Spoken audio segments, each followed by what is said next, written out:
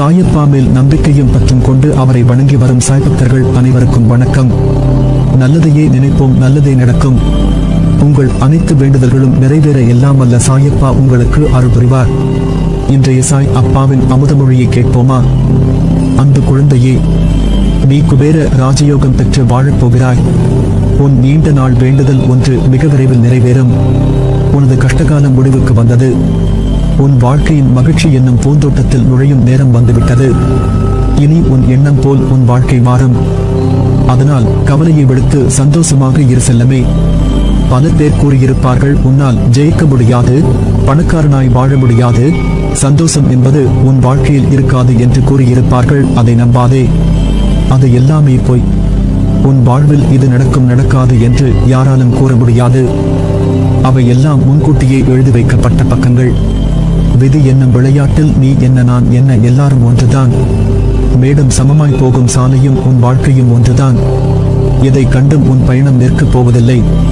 ஒரு நாள் சோகமாய் இருப்பாய், மறுநாள் சந்தோஷமாக இருப்பாய்.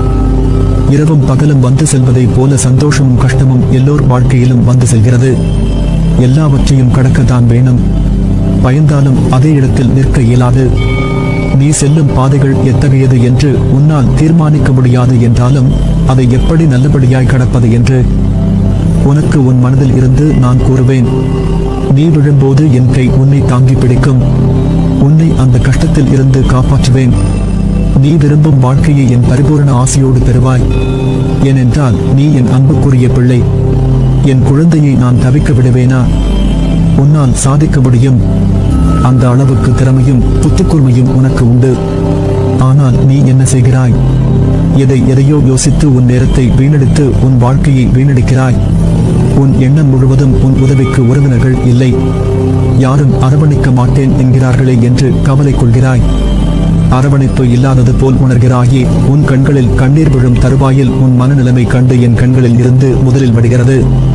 மனதிற்குள் புலம்பி அழுது கொண்டும் வெளியில் சிரித்துக் கொண்டும் உனக்கு உன் முகம் நாடகமாய் நடிப்பது போன்று இருக்கிறது. எதற்காக இந்த வேஷம்? இது உனக்கு கஷ்டமான காலம் என்று நீ நினைக்கிறாய். ஆனால் என்னை பொறுத்தவரை இது உன்னிடம் உள்ள குறைகளை மாற்ற உனக்கு ஏற்பட்ட நல்ல பாடமாய் அமைந்த காலம்தான். இதை நீ பயன்படுத்திக்கொள். உன்னை சரி செய்ய உனக்கு ஏற்பட்ட பொன்னான வாய்ப்பு இது என்று நினைத்துக்கொள். நடக்கும் பிரச்சனைகளை கண்டு மனம் தடுமாறும். நீ முன்னே செல்ல 4 படிகள் ஏறினால் 4 படிகள் பின்னே இழுக்க உன் எண்ணங்கள் உன்னை குழப்பம். யாராக இருந்தாலும் சரி, வெற்றியும் தோல்வியும் வாழ்வில் இணைந்தே வரும். ஆனால் ஜெயிக்கும் எண்ணம் கொண்டவர்கள் ஏன் அந்த தோல்வி வந்தது, அதில் இருந்து என்ன கற்றுக்கொள்ளலாம் என யோசித்து அந்த தோல்வியையே தங்கள் படிக்கட்டாய் மாற்றி வெற்றி கோப்பையை வெல்கிறார்கள். அதனால் இனியும் நடந்ததை பற்றி மட்டுமே யோசிக்காமல் இனி நடக்கப் போவதை பற்றி யோசி. இவ்வுலகில் ஜெயிக்க தகுதியும் திறமை மட்டும் இருந்தால் போதாது, இடைவிடாமல் உழைக்கும் எண்ணமும் வேண்டும். ஒரே அடியில் ஏணியின் உச்சியை அடைய முடியாது, ஒவ்வொரு படியாகத்தான் ஏற முடியும். அதே போல்தான் உலகை சுற்றி வர ஆசைப்பட்டாலும் அதற்கு முதல் அடியை எடுத்து வைத்தால் தான் முடியும். நீ இன்று எந்த நிலைமையில் இருந்தாலும் சரி, எதுவுமே இல்லாமல் யாருடைய உதவியும் இல்லாமல் இருந்தாலும் சரி, அனைத்தையும் உன்னால் மாற்ற முடியும். உன் குறிக்கோள் என்ன என்று முதலில் கண்டுபிடி. அதை நோக்கி ஒரு தெளிவான பாதையை உருவாக்கு. ஒவ்வொரு நாளும் ஒவ்வொரு நிமிடமும் அதை நோக்கி மட்டுமே உன் செயலும் சிந்தனையும் இருக்க வேண்டும். இதை மட்டும் செய்து பார், வெற்றி என்பது உன் கையில் தவழும் கோப்பையாக மாறியிருக்கும். மனதை ஒருமுகப்படுத்து. உன் சிந்தனை கொஞ்சம் கொஞ்சமாக சீர் ஆகும். உன் எண்ணங்கள் புதுமை அடையும். உன் வாழ்வில் மெல்ல மெல்ல சூரியனின் வெளிச்சம் உதயமாகும். நீ விரும்பிய வாழ்க்கையை பெறுவாய். வாழ்க்கையின் நுனியில் நிற்கும் உனக்கு பலம் என்பது மனதிலும் புத்தியிலும் வேண்டும். உன்னுடைய கர்மா என்ற பந்தத்தால் பெரிய மேடுகளில் பயணிக்கும் காலம் ஏற்பட்டது. அதில் பயணிக்க ஆரம்பித்தவுடனே உன் சாய்தேவாவின் துணை உனக்கு ஏற்பட்டது. மெல்ல மெல்ல தட்டி கொடுத்து உன்னை அந்த ஆரம்பத்தில் இருந்து விளிம்பின் நுனி வரை பத்திரமாக உன்னுடன் நானும் வந்தேன். இப்போது மேடுகளின் விளிம்பில் நிற்கிறாய். அதை கடக்க உன் அப்பா எல்லா அவதாரமாய் உன்னுடன் இருப்பேன். ஒரு பக்கம் உன்னை வெளியில் கொண்டு வர நான் இழுக்க, இன்னொரு பக்கம் கர்மா என்கிற மாயை உன்னை இழுக்கிறது. மனதறியும் எதையும் தாங்குகின்ற குறுக்கே எது வந்தாலும் அதை தகர்த்து எரிந்து மீண்டு வரும் ஆத்மாதான் என் பிள்ளையான நீ. ஒரு புதிய விடியலுக்கான வாழ்க்கைக்கு நீ வரப்போகிறாய்.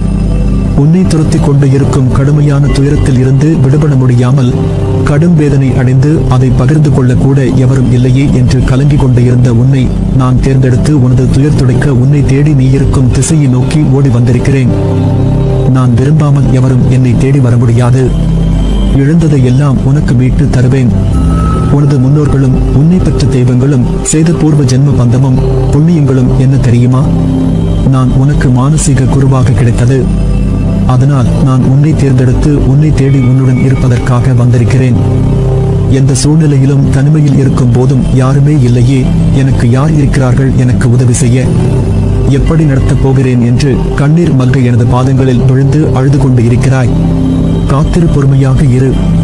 உனக்கு வேண்டியதை செய்ய நான் இருக்கும் பொழுது எதற்காக கலங்குகிறாய்?